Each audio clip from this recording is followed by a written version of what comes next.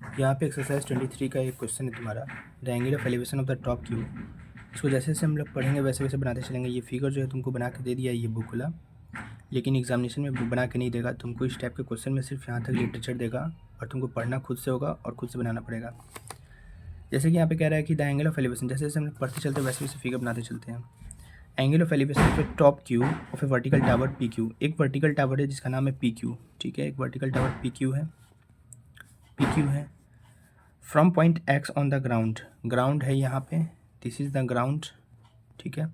इस ग्राउंड पे कोई एक्स पॉइंट है, मान लेते हैं कि यहाँ पे एक्स पॉइंट है ऑन द ग्राउंड।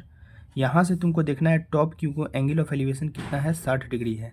तो यहाँ से टॉप क्यू को देखना है, इस क्यू को देखना है, लेकिन यहाँ से देखने के लिए इसको कितना एंगल ऑफ एलिवेशन है, 60 डिग्री।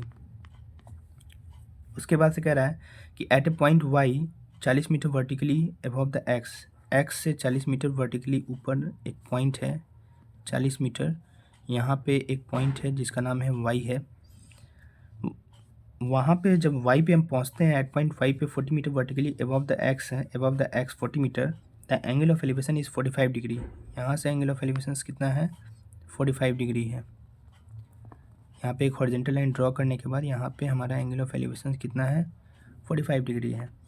तो पूछता है कि बताइए find the height of the tower. ये हाइट ऑफ द टावर क्या होगा, हाइट ऑफ टावर क्या होगा।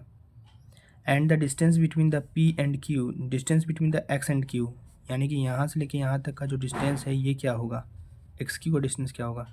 ये दो चीज़ बोला है हमको फाइंड करने के लिए। कुछ तुमको और इन्फॉर्मेशन दिया नहीं है, ठीक है।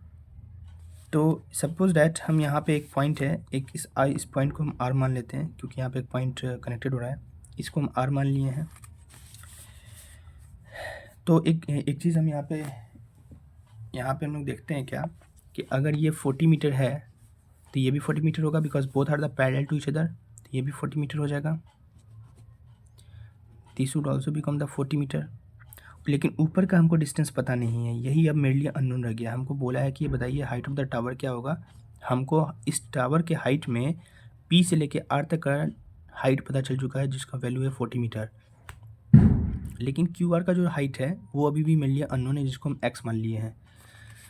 तो ये हमारे लिए हो गया। तो सबसे पहले वाले ट्रायंगल में हम देखते हैं, ऊपर वाले ट्रायंगल में हम देख रहे हैं क्या, कि इसको हम लोग ऐसे लिख सकते हैं, tan 45 degree is equal to perpendicular upon में बेस। तो परपेंडिकुलर हमारा क्या हो गया, क्यू आर हो गया, ये क्यू आर, और बेस क्या हो गया, वाई आर हो गया। तो ये क्यू आर को हम क्या लिखे हुए यहाँ पे, एक्स लिखे हुए हैं, माने हुए हम एक्स है, क्यू आर हमारा क्या है, एक्स है। वाई आर को हम कुछ भी नहीं माने हुए अभी तक, तो वाई आर को एज इट इज़ लिख दो। tan 45 का वैल्यू तुमको कितना होता है, 1 होता है। तो 1 is equal to X by Y R होगा। अब इस x को हम लोग ऐसे लिख सकते हैं क्या, वाई आर, यानी x किसके बराबर निकल रहा है, वाई आर के। यानी कि ये वाला हाइट और ये वाला डिस्टेंस दोनों इक्वल होगा, ठीक है।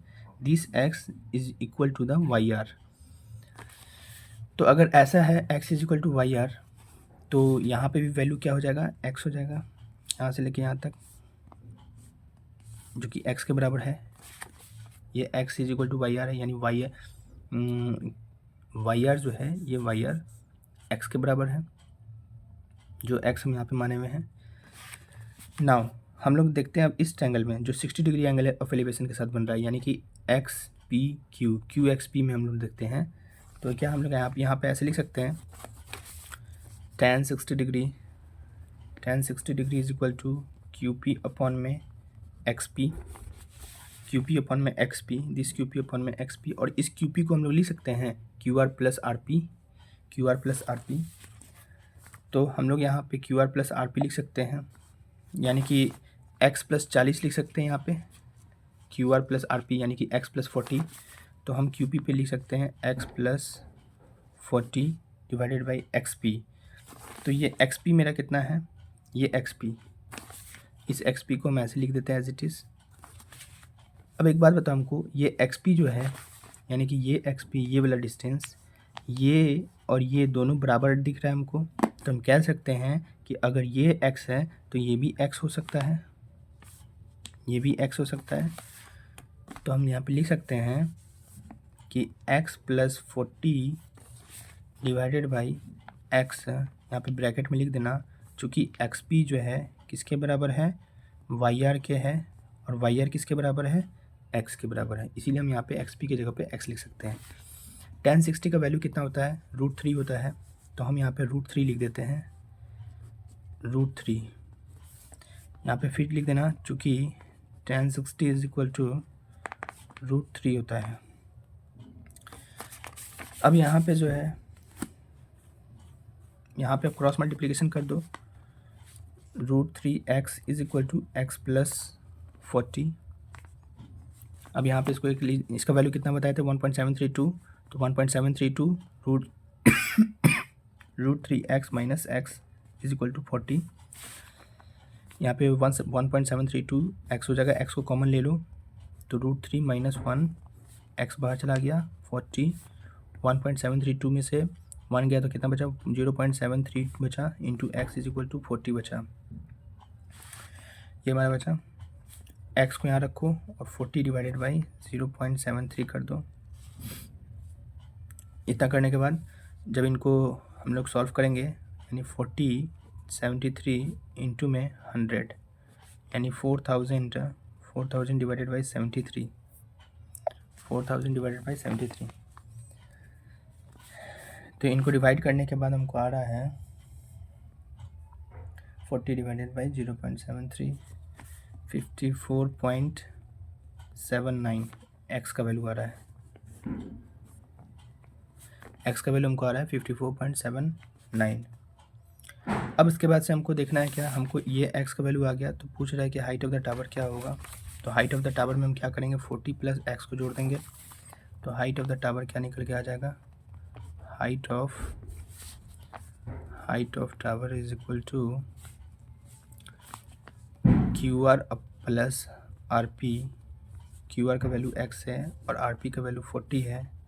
एक्स का वैल्यू कितना है, 54.79 प्लस 40